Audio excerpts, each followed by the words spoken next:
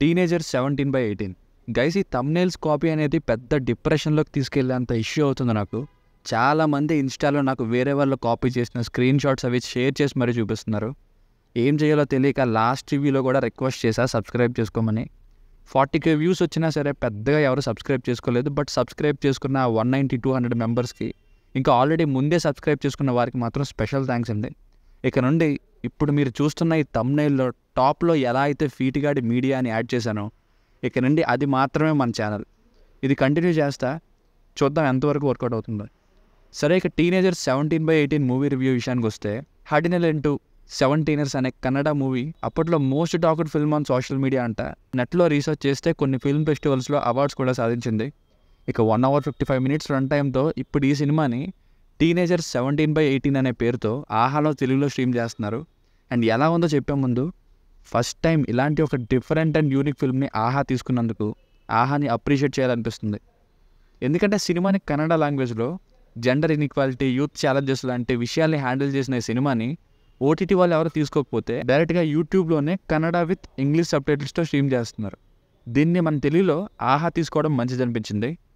ఫీటిగాడి media is really appreciating ఆహా. ఇలాగే continue చేస్తే బాగున్ను అని అనిపిస్తుంది. ఇక సినిమా ఎలా ఉందంటే, రొటీన్ స్టోరీస్కు భిన్నంగా కంప్లీట్గా different film with social values and interesting film. But స్లోగా ఉంటుంది.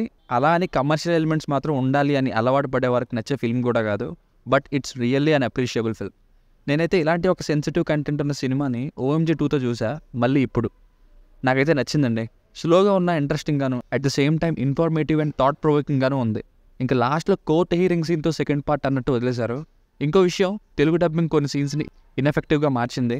కన్నడలో యూట్యూబ్లో ఇంగ్లీష్ సబ్టైటిల్స్తో స్ట్రీమ్ అవుతుంది. ఆడియోలో చాలా డిఫరెన్స్ కనిపించింది నాకు. ఇప్పుడు చెప్పబోయే స్టోరీ లైన్ విని ఇదేదో వల్గర్ కంటెంట్ అనుకుంటారేమో, కాదు. సినిమా చుట్టూ తిరిగేది పాయింట్ ఏదైతే ఉందో దానితో ఉండే డైలాగ్స్ అవి ఫ్యామిలీతో చూడడానికి ఇబ్బంది పెట్టచ్చు. కానీ విజువల్గా ఎలాంటి అడల్ట్ కంటెంట్ ఉండదు. ఇలా తీయడం కూడా మెచ్చుకోదగ్గ విషయమే. ఇప్పుడు బేసిక్ స్టోరీ లైన్ ఏంటంటే, ఇంటర్ సెకండ్ ఇయర్ చదువుతున్న ఇద్దరు ప్రేమికులు కాలేజ్ అవర్స్ అయిపోయాక ఎవరు లేని రూమ్లో ఒక వీడియో రికార్డ్ చేస్తారు. అసలు ఆ వీడియో ఏంటి, అది ఏకంగా ఇంటర్నెట్లో ఎలా లీక్ అయింది, ఎవరు చేశారు, అలాంటి ఒక డిస్టర్బింగ్ సిచ్యువేషన్ వస్తే ఎలాంటి సిచ్యువేషన్స్ని ఎదుర్కోవాల్సి వస్తుంది, లీగల్ ఇష్యూస్ ఏమొచ్చాయి, చివరికి ఏమైంది అన్నది స్టోరీ.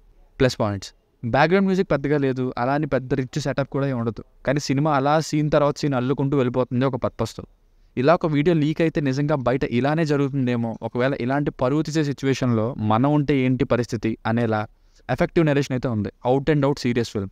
అప్పుడు సిచ్యువేషన్స్ లైక్ పర్సనల్గా ఫ్యామిలీ నుండి, ఫ్రెండ్స్ నుండి అసలు వీళ్ళందరూ ఎలా రియాక్ట్ అవ్వచ్చు, సమాజం నుండి, అలాగే లీగల్గా ప్రొసీడ్ అయ్యే గవర్నమెంట్ నుండి, వీటిని చూపిస్తారు. కొన్ని సీన్స్ ఉంటాయి క్యాస్ట్ ఇన్ఈక్వాలిటీ, ఇంకా పేరెంట్స్ రియాక్ట్ అయ్యే సీన్స్, వాటిని బాగా తీశారు. ఒక పక్క కాలేజ్ వాళ్ళు రియాక్ట్ అయ్యే సీన్స్ కూడా.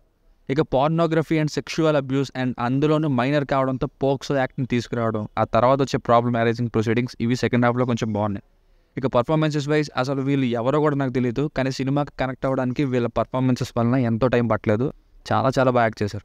మైనస్ పాయింట్స్, మైండ్లోకి వచ్చిన ఫస్ట్ పాయింట్ ఏంటంటే, ఇది ఒక చాలా సీరియస్ ఫిల్మ్ అండ్ స్టార్ట్ అవ్వడమే మెయిన్ స్టోరీతో స్టార్ట్ అయిపోతుంది డైరెక్ట్గా, అది కూడా ఇలాంటి ఒక సబ్జెక్ట్తో. సో అందరికీ నచ్చే ఫిల్మ్ అయితే కాదు, but definitely different, unique and sensitive subject ఉన్న కంటెంట్ ఫిల్మ్స్ లైక్ OMG 2 లాంటి సినిమాలు మీకు నచ్చితే ఇది కూడా నచ్చుతుంది. ఇక స్లో పేస్డ్లో వెళ్తుంది, కానీ అలా టైం పాస్ అయిపోయేలా సీన్ తర్వాత సీన్ వెళ్తుంది, కానీ హై లెవెల్ ఆఫ్ ఎంటర్టైన్మెంట్ అయితే ఉండదు. ఇంకా అసలు ఏం జరగబోతుందనే విషయాన్ని ఇంకా కొన్ని క్వశ్చన్స్కి ఆన్సర్ ఇవ్వలేదు. ముందుగా చెప్పినట్టే లాస్ట్లో కోర్ట్ హీరింగ్ సీన్తో ఎండ్ అవుతుంది, కానీ జడ్జిమెంట్ ఏంటి అన్నది చూపించలేదు. సో సెకండ్ పార్ట్ డెఫినెట్గా ఉండి తీరాలి, లేదంటే ఇంకా ఈ క్యారెక్టర్ని ఎఫెక్ట్ అయిపోయి ఉంటుందని అనుకోవాలి. ఇక్కడే నాకు కూడా కొంచెం ఇరిటేషన్ వచ్చింది ఇన్కంప్లీట్ వే ఆఫ్ ఎండింగ్కి, అది కూడా ఇలాంటి ఒక సెన్సిటివ్ సబ్జెక్ట్కి. సో ఫైనల్గా మూవీకి వర్డిక్ట్ ఏంటంటే, మీకు కొంచెం స్లోగా ఉన్నా కానీ ఇంట్రెస్టింగ్గా ఉన్న డిఫరెంట్ ఫిల్మ్ని చూడాలనుకుంటే ఇది మీకు నచ్చుతుంది. లేదు ఆ మాత్రం కామెడీ ఇంకా భారీ ఎంటర్టైన్మెంట్ కావాలి అని అనుకుంటే మాత్రం నచ్చదు. మెయిన్గా ఇంపార్టెంట్ విషయం ఏంటంటే, ఇలా ఎవరు తప్పు చేయకూడదు, ఒకవేళ చేస్తే ఏం జరుగుతుంది, ఆ కాన్సిక్వెన్సెస్ ఏంటి అని తెలుసుకోవడానికి దానికోసమైనా ఈ సినిమా చూడాలి. ఇప్పటి జనరేషన్ వాళ్ళు మెయిన్గా a very good attempt, but not everyone's cup of tea. దీనికి రేటింగ్ వచ్చేసి నా ఒపీనియన్ 3/5. మీకు కనుక నా వర్క్ నచ్చినట్లయితే మరిన్ని రివ్యూస్ కోసం మన ఛానల్ని సబ్స్క్రైబ్ చేసుకోండి. Thank you.